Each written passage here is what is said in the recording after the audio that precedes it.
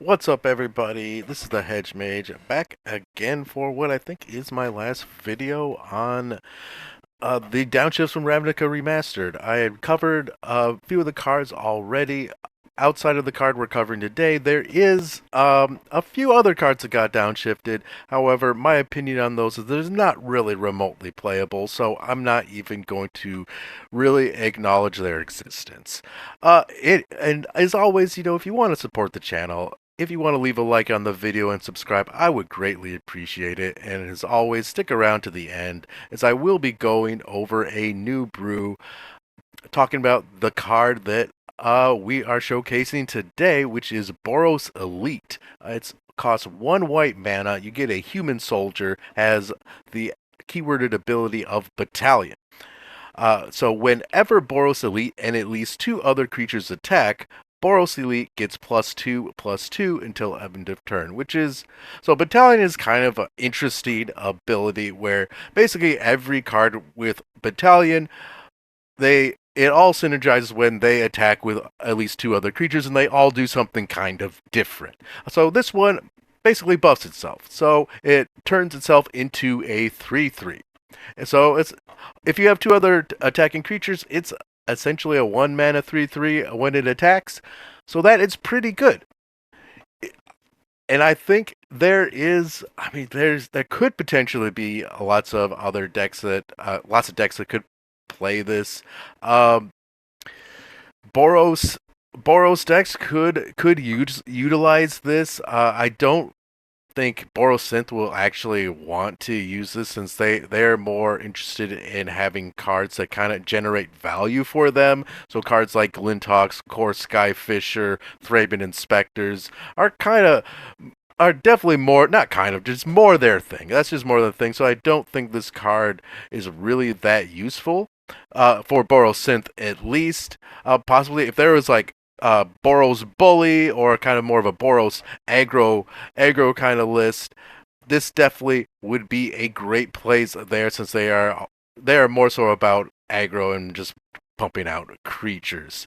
This card is very good though, so I definitely think it's going to see some play. It's very powerful, especially for 1 mana, and in the pauper format, we are trying to look at more mana efficient cards, since a lot of decks do run a slightly smaller mana base or land count in their mana base, like around somewhere between 16 and 18. I would say on average there are those that go more than that, more on like the 20 to 21 range.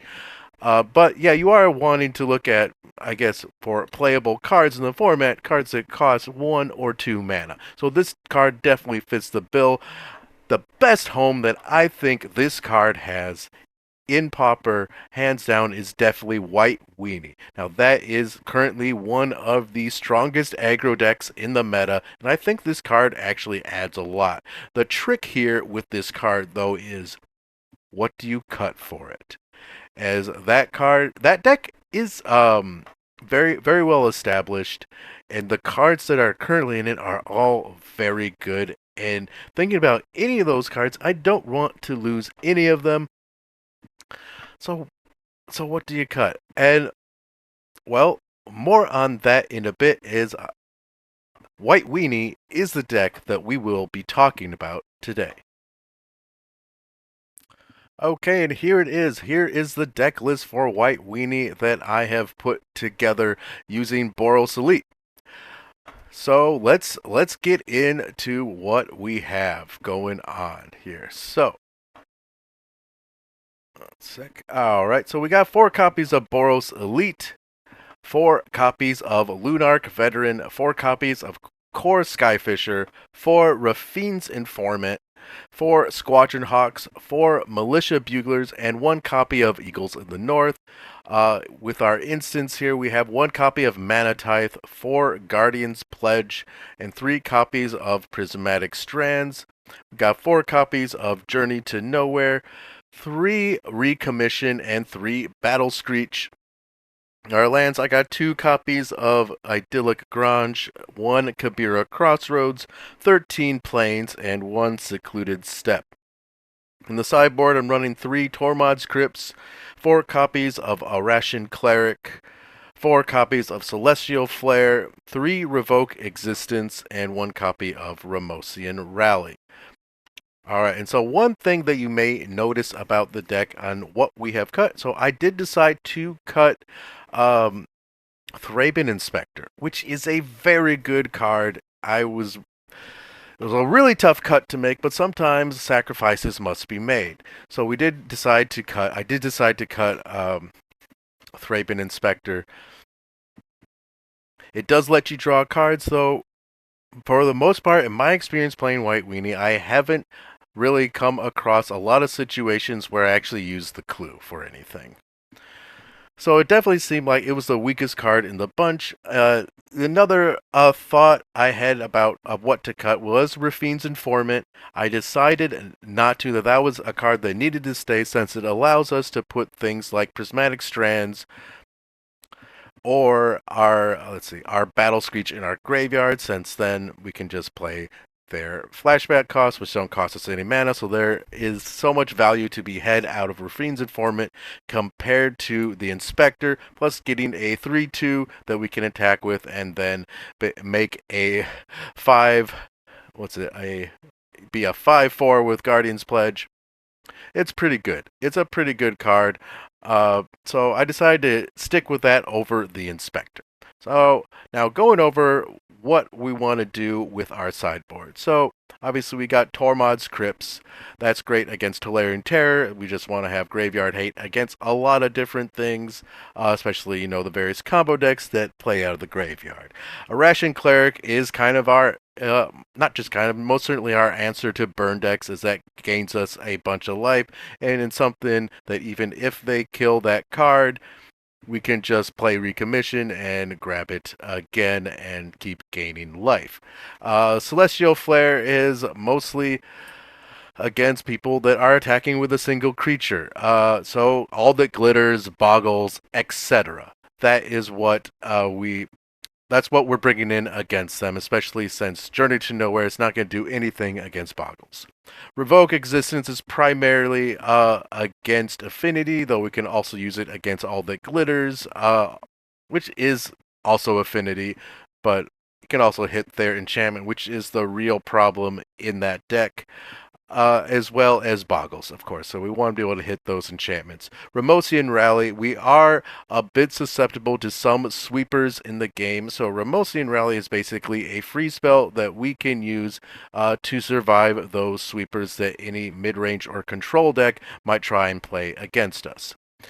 So the one thing that I've always been on the fence about with White Weenie is that it doesn't have a lot of interaction. Most of it is going to be with Journey to Nowhere, but it can remove a lot of different stuff.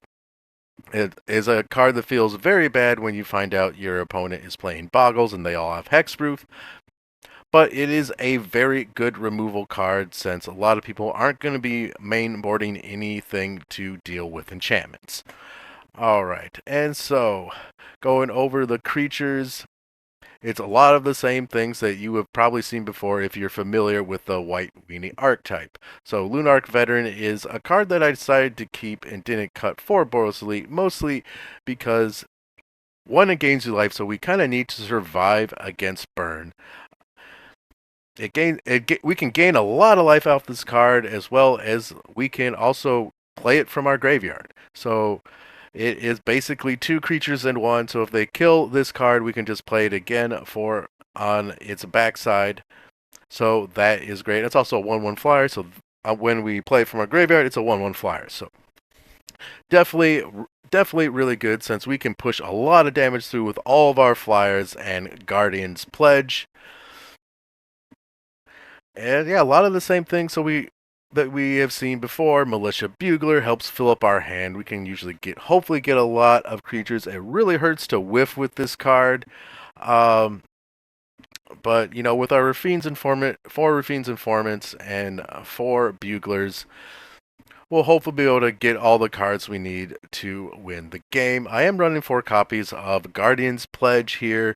I have seen people running 3. That is also an option, but I am trying to go really hard for just bringing the mono-white beatdown. Mana Tithe is a card that I love, and I usually try and play it either as a card in the sideboard or a card in the main deck, and any deck that I play that runs white is definitely a pet card for me. But the one thing that I will say about Mana Tithe is no one ever sees it coming, and so that's why I absolutely love running it whenever and however I can. Prismatic Strands, it kind of speaks for itself. We get to fog our opponent's side of the board, essentially.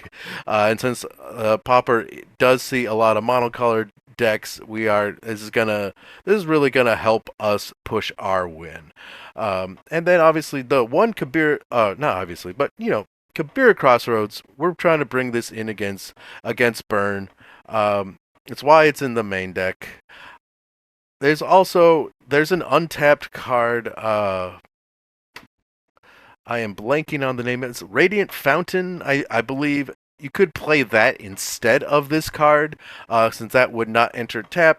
The nice part about running these lands like Idyllic Grange and Crossroads is that we can basically bounce them with our core Skyfisher and play them again. And so we get a lot of value there with core Skyfisher, which is a really great card and a key part to this deck. And so that's basically it. Always, the deck is in the description. Thanks everyone for sticking to the end and watching my video. Hope everyone's having a good day, and I will see you all next time.